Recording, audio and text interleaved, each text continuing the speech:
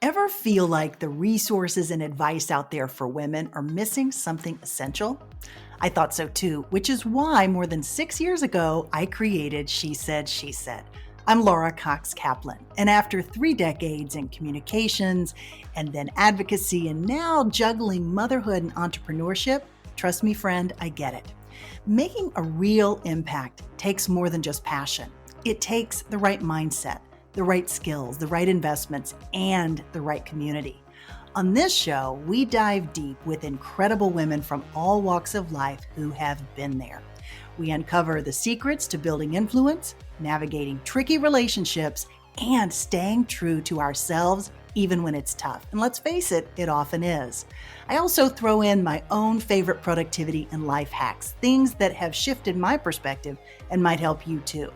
Wherever you are in your journey, my goal here is to leave you inspired to define success your way and to help you build the confidence you need to tackle your biggest goals. Subscribe today and let's unlock your full potential, your confidence, and your greatest influence.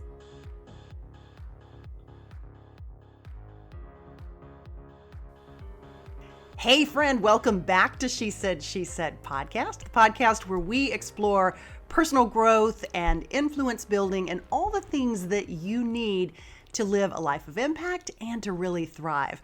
I'm your host, Laura Cox Kaplan, and today's guest is so inspiring. Her name is Andrea Wightwick. She is the brilliant founder of non-alcoholic beverage company Hapsy. She also happens to be a good friend of mine. Hapsy is revolutionizing the non-alcoholic beverage world, and Andrea's journey to get there is packed with so many valuable lessons that I know you're going to appreciate.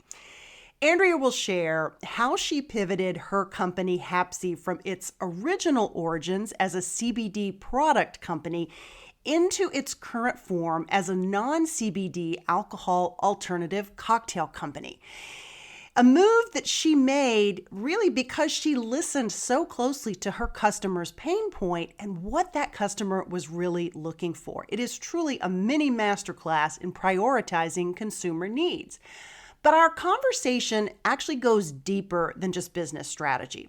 Andrea gets really candid about her unique approach to adulting, and she shares some great wisdom on intentional living, on stress management, and also on navigating the online world. Andrea and I talk about how to show up authentically while still protecting your family's privacy, especially when you have an online presence that you're using to promote your business or your personal brand. We also tap into Andrea's deep consumer marketing background. She actually spent 20 years in that field, and we explore some fascinating trends that are happening right now, like why younger generations are drinking less alcohol, and how the growing focus on mental health has had an impact on the alcohol industry. And here's a little something that I'm really excited for you to hear. Andrea shares insightful perspective on the importance of separating your friends, your personal friends, from your professional network. And she makes a really compelling case for why keeping those lines clear can actually benefit both your personal and your professional life. I absolutely love that. And be sure to stay on until the end of the conversation because Andrea shares an exclusive promo code just for you where you can get a special discount on your purchase of Hapsy. So whether you're thinking about a big career pivot or considering entrepreneurship, or maybe just interested in healthier living, maybe you're looking just for some great conversation and inspiration, this episode has something for you, friend. So let's dive in. Here is episode 313 with my friend, Andrea Wightwick. Enjoy. Andrea, welcome to She Said, She Said. Hi, thanks for having me. Well, I'm so happy to have you. We have been talking about getting together to talk about all of the amazing work that you're doing and the incredible business that you have just launched. I am so proud of you and so excited to share your journey with my listeners. So let's start there. Let's talk about the company that you have just launched. Sure. So thanks again for having me. It's nice to talk on the record. With you. We talk a lot off the record. So I started a company called Hapsy, Hapsy. My background, which we'll get into, is my love language is data, and my career is rooted in data. And so when thinking about how to name a non-alcoholic cocktail company, I wanted to think about the Venn diagram of tipsy and happy, and so that's kind of how we landed on Hapsy. Is you know the and option, not the or option in life, and so we're not necessarily gonna replace every beverage occasion that you have, but we're enhancing many occasions that you will have in the future. Yeah, we are at a kind of an interesting moment in time, I'm finding. And I know you have been really dialed into this for some time, really, ever since I've known you. You've been focused on the impacts of alcohol on our brains, on our functioning, on our stress level, all of those things.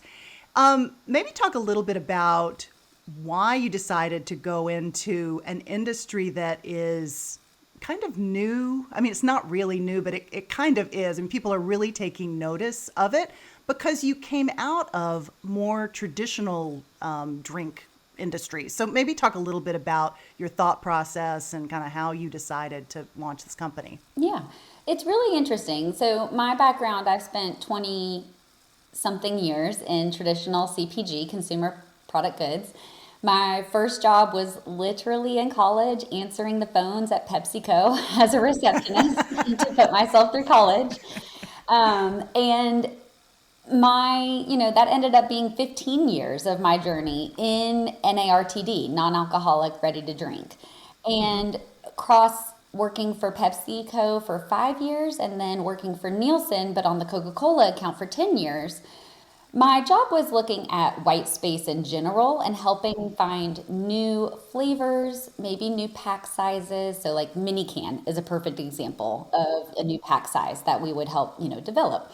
But also just new brands to even buy, like Glaceau, Vitamin Water, and Smart Water. And then enhancing that innovation by coming out with something like Vitamin Water Zero for a different consumer that wasn't interested in the base option. And so my whole brain is really that puzzle solving brain. And within that, I certainly saw a lot of mixing occasions, right? Jack and Coke and Hennessy and Sprite. There's all sorts of things. And so we definitely saw the mixing occasion, but not the replacing occasion necessarily until maybe around 2018. And I was still at Nielsen. And I, at that point, was leading a team on the same type of thing, but now doing other things like literally everything except maybe laundry detergent. I have worked on at this point. And so, I kept finding this natural thing that was happening personally where people were just like, oh, I don't want to drink as much wine. Or maybe they, didn't want to go to book club because there would be wine and the pressure to have wine or, things like that. And it just was organically coming up in conversation. And I started really trying to understand why that is. And then I thought, I wonder if this is just a we thing or if this is a bigger thing, Yeah. And once I tried to understand the total addressable market, as we would say in business, I realized that the data is starting to show it is not just our cohort or segment or age group, however you want to define that. It's not just us aging out of drinking as socially as we do. So there's a natural occurrence in the market. And as you get into your 40s, you can't process weed as much, so you're not drinking as much beer, and you're not drinking as much wine because the sugar is now affecting you differently than it did before. And things like this are literally the science behind why people stop drinking as much and actually switch to a spirit when they get older because their body can process it. It's more potent. They can have one cocktail, feel like they're great, they're done. That is a natural thing that happens in the category every year. But what's happening for the first time ever is there is not the replacement of the younger audience coming in and buying and replacing Interesting. your lost consumption in the market. what I found in the data there was like, oh, wait, this isn't just a me and we problem among my cohort. This is a huge problem that people just don't want to consume alcohol as much. And so the rise in Gen Z not coming into this total addressable market and replacing older millennials and young Gen Xers with their consumption has driven a total beverage alcohol decline in 2023 of 3%. Now, we're talking about a multi-billion-dollar category. So 3% is a huge number that it's down. And we're also talking about a category, the one category in entire total food, mass merchandising, club stores, every single store in America, liquor was the only thing that actually stayed constant and grew during the recession. Everything was down. So for the first time since Prohibition, alcohol is seeing a decline. And that's a real waking up point where I started to be like, this is interesting. What do you attribute that to? Is it just people becoming, I mean, for those reasons that you talked about, inability to process it, but when you're younger, it's less, those things are less of a factor. So what do you attribute that broader, that broader trend to? Yeah, there's a few things. So there was a study that was done, huge study that is well sourced and well tabulated, and constantly repurposed since it was done. So from 2002 to 2018, the National Survey on Drug Use and Health surveyed people between 18 and 22 every single year to understand general trends on alcohol consumption and drug use too. But alcohol consumption is what we're going to focus on. And what we found was in 2002, which I was in college and I was part of this cohort, right? So in 2002, 20% of college age students were abstainers. Now, the same age people, non-college, 24%, okay? Fast forward to 2018, that 20% of college age adults are now 28% abstaining alcohol. So we've got over 1 in 4 people saying, I don't drink any alcohol at all now. Interesting. Among college age adults. Among non-college age, it's actually more. It's risen to 30%. Wow. And so when we look at that research and we say, okay, well, what's the deal? Why? What's the increase, right? Rise in anxiety and depression. So alcohol is a depressant. Not only is the rise in anxiety and depression causing some of this, but also the awareness level of mental health and the awareness of alcohol being a depressant for somebody at that age to now say, you know what, it's not even worth it for me. I don't want to do it. So that's some of it. Also, healthier lifestyles. These are children that did not grow up drinking the 2 soda companies that I previously worked for, right? Yeah. They did not grow up having Coke and Fanta in the house.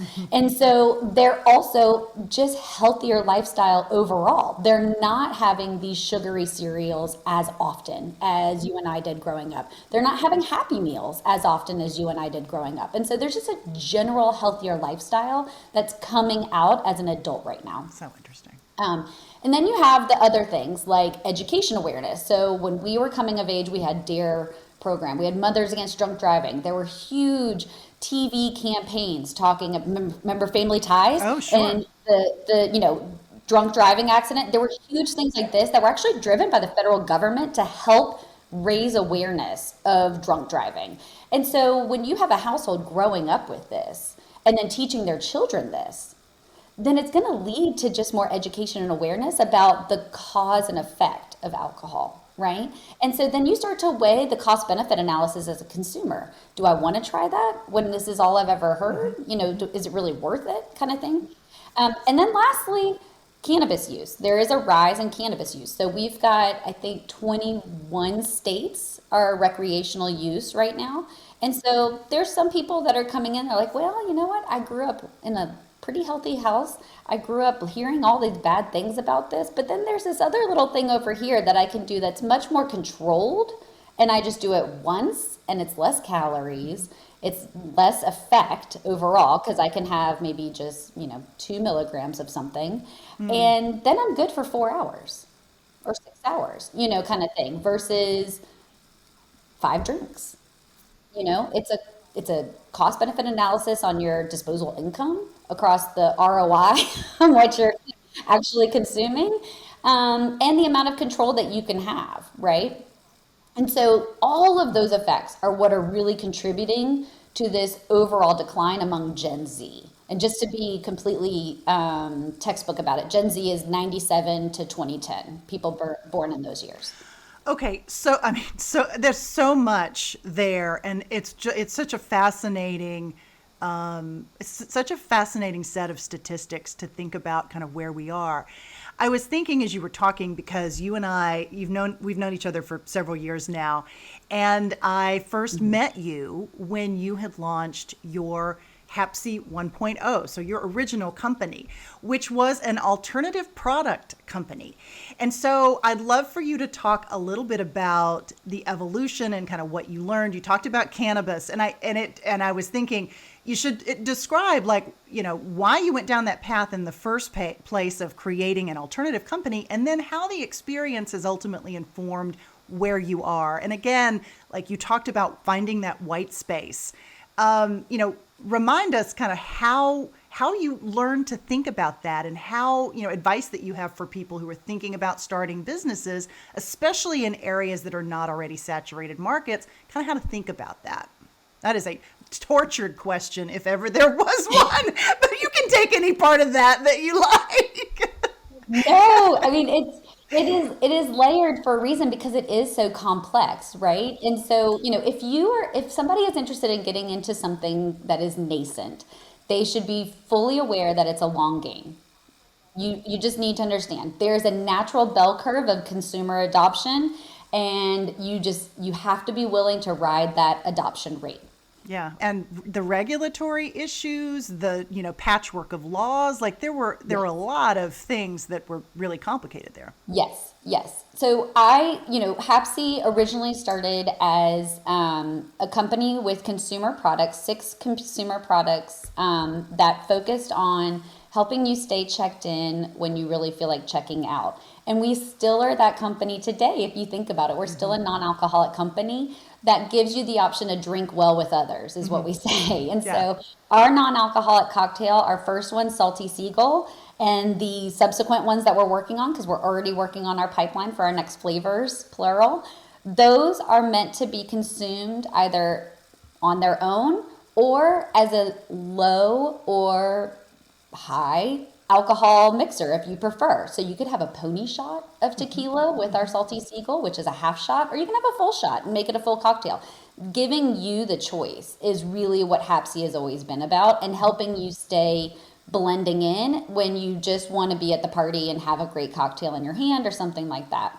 When we looked at the idea of non-THC, I will put it that way, because there is THC, which is that intoxicating chemical within a plant. And then there's a lot of other non-intoxicating chemicals that still give you a lot of feeling of calm or mindfulness, or just being more present and more aware or more focused.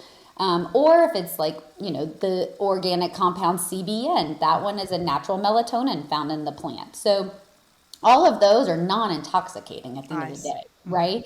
But they still have an effect. And so what we wanted to do was come out with a company that helped you have these effects without being completely checked out of your conversation, of your dinner party, whatever. What we immediately saw from the consumer is they were using our tinctures, which are just little drops, and saying, hey, I really want to take this to the soccer fields or the baseball fields or to bunko night with my friends, and I want to have a cocktail of this instead. Do you have a recipe I can use? So over the course of, 2 years with our initial offering, we developed over 30 recipes with mixologists around Atlanta and the southern area. And we even had press on some of our recipes, because they were really inventive by using one ingredient and then anything you can find in the grocery store to make, like, we had a hint of mint julep for the Derby, for instance. You can still have it in your julep cup, but we use completely organic, crazy, just simple store-bought ingredients in the grocery store to give that same feeling of a mint julep, the same mouthfeel and everything like that. And what we found was that really kicked off. That was the main driver of how people were consuming our product. The lack of regulation and the lack of a bar, or just even like the presence of a bar in the category, is really concerning to me. And, I could go into so many different science things about that. But to keep it very high level, we go into a Wawa or a Publix or a Kroger, and we go to the sports drink aisle. And we assume that there is a criteria for that bottle being in front of us. It has some sort of electrolytes. It has some sort of flavor.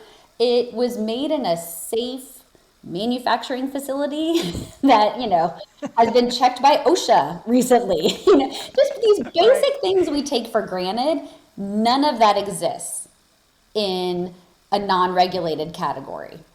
And so until we have that, it is incredibly hard to have safe products made and to have something that is a consistent formula for the consumer. Yeah. And so I want to say that very respectfully of the category, because there is a very small amount of players like us that were doing it right and are doing it right. And then there is a host of others that are nefarious. Yeah. And I'm sure, part of the challenge, in addition to what you just said, is competing against the nefarious actors, the ones that are not following the same standards that you're following, and yet there's no way of actually sort of illustrating to the purchasing customer that this is what's happening. Yes. So interesting. So between those two things, we just took a step back and we said, hang on a second. At the end of the day, the consumer just wants a good drink. Right. They just want a good drink. Why don't we give them a good drink? It doesn't even have to have any functional ingredients at all. We can make a really good, clean cocktail that just doesn't have alcohol in it. And it doesn't have to be filled with nootropics and adaptogens and things like that, because truthfully, a lot of those things also aren't regulated yet or proven scientifically. And so until that, why don't we just go for the bigger market that is more likely to just want a good drink and feel like they're a part of the conversation at the party? And so we came up with the idea of pivoting the brand to just be a beverage brand, which my husband laughs. It's, I really went around my tuchus to get to my elbow on this one, considering I had 15 years and not alcohol ready to drink. He's a very supportive man in that, mental gymnastics I did to come back to my starting point. But you learned from all of that, right? I mean, it was incredibly educational to go down that road and also try something that was really new. Challenge yourself in a way that, you could take the 20 years of consumer marketing expertise that you had and apply it in this different way, and then ultimately kind of come back sort of, not exactly where you started, but kind of closer to where you ultimately started. Was it hard for you to make the decision to pivot, because you had invested so much time and energy and blood, sweat, and tears into Hapsy 1.0? A lot of people ask me that question and then they're shocked by the answer, but I think it makes perfect sense to me. It wasn't hard at all because I want to do right by the consumer. And so this is not an ego mission for me. This is, I want to put something out there for the world that makes them better. Yeah. And so once I realized what the consumer was telling us and what the data was showing us and where this whole big movement is going, I was like, wait, we can do this better and bigger in a different light. There was no ego in it at all, because I really, at the end of the day, am thinking about the consumer, not me. Yeah. I love that. Absolutely love that. Okay, so this is only one dimension of, there's so many things that you do and so many reasons why you and I always have such a great time talking. And we, of course, met through the Southern Sea. Yes. So we're going to be headed back there in 2025. So I want to give a big shout out to the Southern Sea for bringing folks like Andrea and I together and forging these great friendships. And we always have these, hour or more long walks, speed walking first thing in the morning, because we're early risers. So it's I love a raid rage walk. Oh, me too. Even without the rage, I love the walk. So I want you to talk about, you have a focus on helping women live with intention, creating priorities, doing all the things and balancing that stress. You have 2 kids. I have 2 kids. Many people listening have kids and they're working and they're doing all the things. Maybe talk a little bit about your focus on what you call adulting. And you have an Instagram that is fabulous to follow. Tell folks about that, where they can find you on Instagram, and maybe a little bit about your philosophy.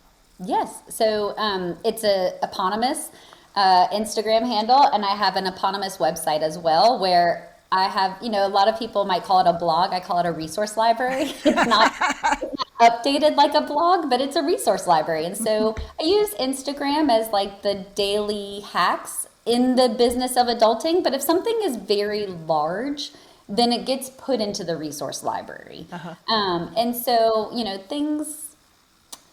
things like how I tackled the approach to digital literacy with my children. That's something that's a big topic. And so that's going to be in the resource library. And then the daily examples of that will come through through stories or organic storytelling on social media. Yeah. And so what I really find as an adult is I want to do right by people. As somebody who grew up without a lot of resources, and I was raised by a single father, and I raised my brother. I have a younger brother, and I basically was left to my own devices.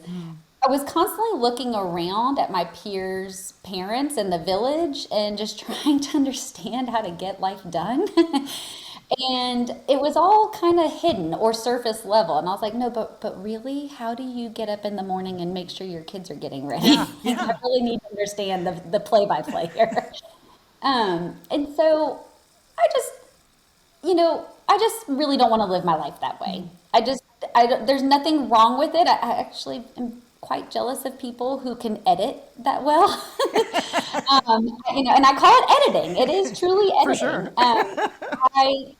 I just live my life pretty openly. I truly have nothing to hide, but also lying or hiding is so exhausting, and I'm tired as it is. So you get what you get, kind of thing with me. Yeah. And so I just have I decided to kind of open up my life a little bit. There's a lot that I don't reveal, obviously. There's a lot of privacy that I keep for very probably obvious reasons, and then not so obvious reasons. But I also, and for your children too. You're very protective of your children, which I think is very smart. Yes, and it's one of those things that they're not at the age of consent yet. So I'm cognizant that it would be me putting them out there without them really truly understanding what that means. But I get in a lot of trouble at my house for that, on things that I feel like it'll be a very flattering picture of one or both of my children. But if I don't check in with them before I post that picture, ultimately I end up taking more down than I leave up, because they're like, why did you post that picture? I don't like that picture of me. I'd rather you post this picture of me, or don't post a picture at all.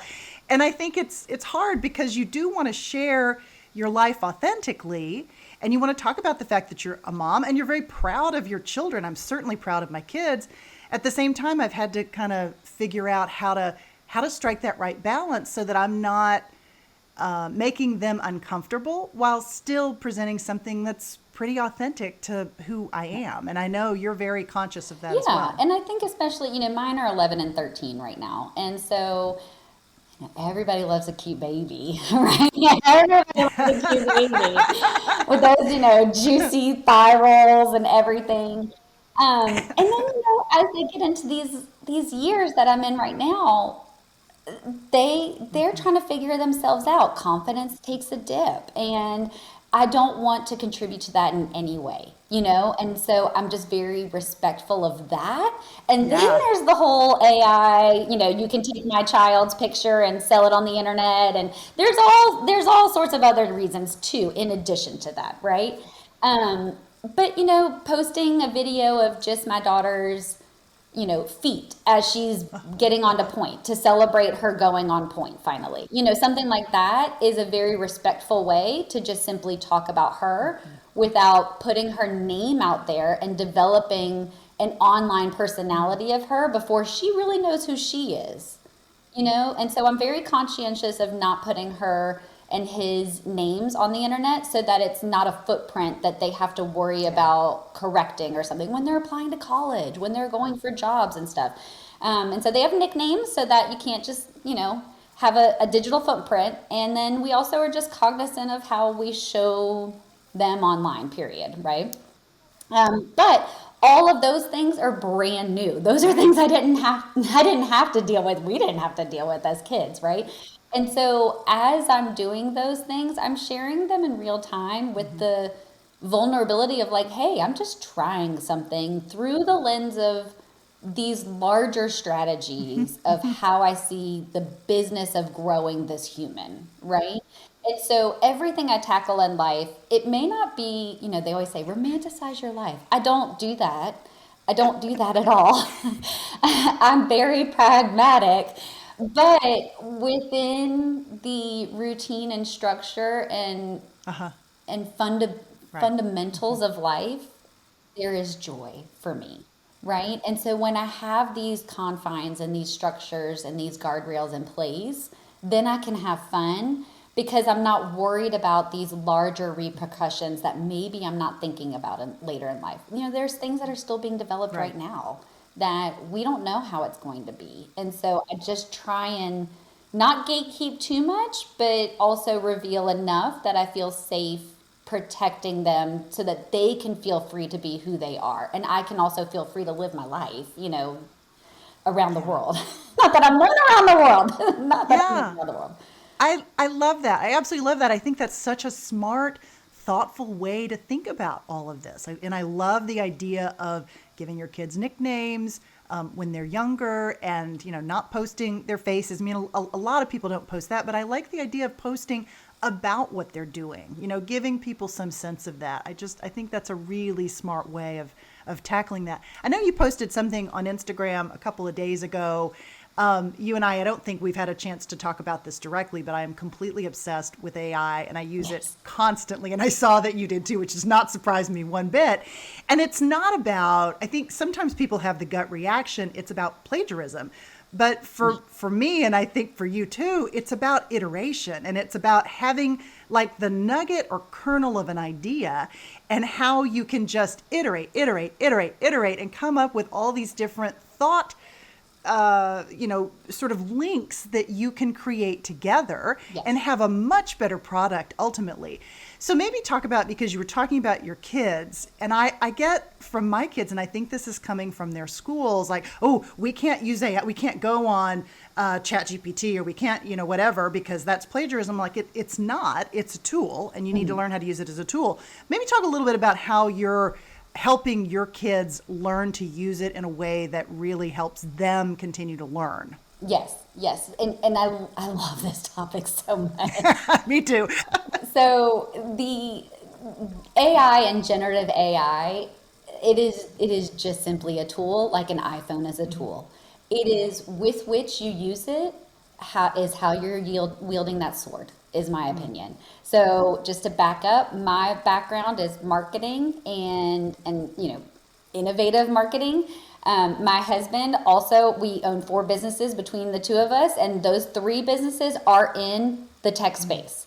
And some of that is in cybersecurity and in AI.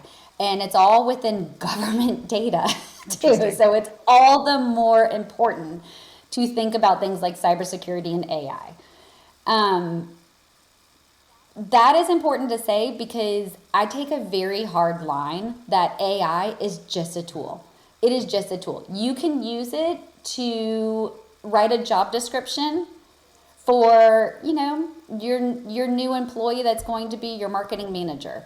But if you don't run that by somebody who actually knows what a marketing manager does, you're still flying blind. You know, you still need a human interpretation on the tool. It's the same thing with retail. There are so many different ways to make a shirt, right? And you can have a human make it, and you can have a machine make it. And there's different effects to that, right? So it's the same thing back to the job description. You can have a human write it up, or you can have AI write it up, or you can have what I think is the best, merging the two, right? And really incorporating human intelligence in a space, whether, HR in this case, marketing in this space, to be able to understand and enhance and own, yes, that's correct, or the AI is wrong. I will tell you 100% that ChatGPT thing.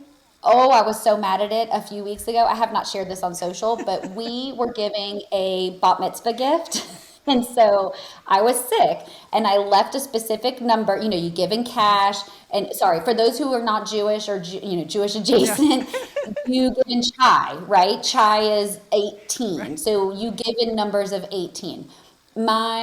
I was sick. My husband was taking the gift and the card, and I gave a specific amount for him to go and get in cash. And he, instead of asking me, went to ChatGPT and was like, why would you give this amount on a bat mitzvah gift? And the AI was like, well, the history of this is the meaning of chai and 18, but this number is not divisible by 18. It absolutely is. It absolutely is. It just was flat wrong. Yeah. So this is why, people get really scared of AI, but really use critical thinking. Exactly. 100%. Use fluid reasoning when you're using it. And then you are the one that's ultimately deciding what is the better part of that iteration, what is valuable that it's giving you, and what's flat out wrong. Yeah. I mean, double checking the facts. If it's anything that is fact-based, right? You have to double check it, especially, what you just said, math, but also historical references, political references, which sometimes it will toss back because the platforms don't want to deal with that. This happens with Google Gemini all the time, and I use sort of those things interchangeably, yes. And it will toss back things that it interprets to be political in some way, even though typically it's not. But it's so incredibly fascinating. Right. Okay. We've talked about a lot here. There's still so much more that we could talk about. Maybe if you could, before I let you go, just a couple pieces of advice. You've made a number of interesting career pivots. You pivoted from corporate into an entrepreneurial role, and then you iterated again into a new entrepreneurial role. Maybe advice for how to make the decision when you think it might be time to do something new and you're not quite sure where to start with that. Maybe some perspective around that, how you made those decisions. I left corporate in November of 2019, and I have learned a lot in those 5 years. One is the one thing I tell people the most, if they're new entrepreneurs or thinking about it, is get a network. Your friends need to stay your friends. They are not the people you're going to be able to dump on. I have the best friends in the world, but I never talked to them about work before, and they run amazing businesses and do amazing things, and we barely talk about that. We're talking about, hey, where'd you get that lip liner, and da-da-da-da-da. So let me rephrase this. Respect the current relationship you have with your friends. Keep that relationship. Find other relationships that are business friends, because those are the ones that are going to help you network and help you problem solve. But also, you'll still be able to keep your friends. They won't be tired of hearing you complain about all your struggles. Exactly. And they can't relate, They can't relate. They're just different problems you're now solving.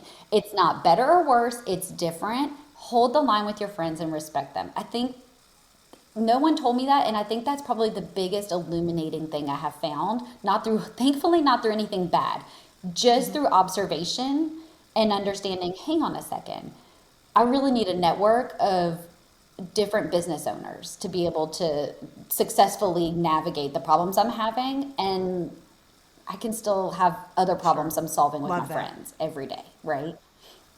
So that's the one thing I would say. The other thing I would say is do not hire out right away. Find out what you can do. Find out what you can do with a little friction. And then if you start to encounter a lot of friction, then you can hire out. Because you would be surprised how many things you can get done on your own before you pay someone else. And then once you decide to pay someone else, be careful about hiring somebody that yeses you to death because they are either afraid to confront you. They're, a little lacking in confrontation and the ability to be assertive in their own expertise, or you know exactly what you're doing and you're paying them to tell you yes. These are the two probable options in this relationship with this vendor, right? And so really when you do go to hire out, or hire within, if you're bringing in a full-time employee, really make sure that person is going to challenge you, because at the end of the day, that's what you're paying them to do. I love that. Absolutely love that. Okay, you have been so generous with your time, and you also have a very generous promo code for my listeners. I'm going to let you share that with us as well. Sure. So the code She Said will give all of your listeners 20% off plus free shipping on their first order at behapsy.com. That's BEHAPSY.com. I love it. This has been so awesome. I loved seeing you, and I look forward to seeing you soon. Yes. Thank you so much, Laura. It was great. Thank you. Wow. Wasn't that an incredible conversation? I absolutely loved Andrea's insights on everything from building a successful business, or in her case, businesses, to identifying when to pivot, and then her perspective on navigating the ups and downs of adulting, which, let's face it, that is something we are all trying to do. A couple of key takeaways that really resonated with me, though. I loved how she talked about the importance of really listening to your customer, and Andrea's story about pivoting Hapsy 1.0 based on consumer feedback is a really powerful reminder that success comes from understanding and responding to your audiences or your customers or your clients' needs. I also loved what she said about the importance of setting boundaries, and her advice on separating your friends from your professional network is something that I think we can all benefit from, both personally and professionally. Really important thought to keep in mind. And don't forget, friend, you can get an exclusive discount on your order of Hapsy by using the exclusive discount code just for She Said listeners. Head over to the Hapsy website and use the promo code She Said at checkout. Thanks so much for tuning in to She Said podcast. If you enjoyed this episode, and I sure hope you did, please subscribe, leave a review, and share it with your friends. I'd be truly, truly grateful. Until next time, take care, and remember, She Said podcast is a weekly production of She Said Media.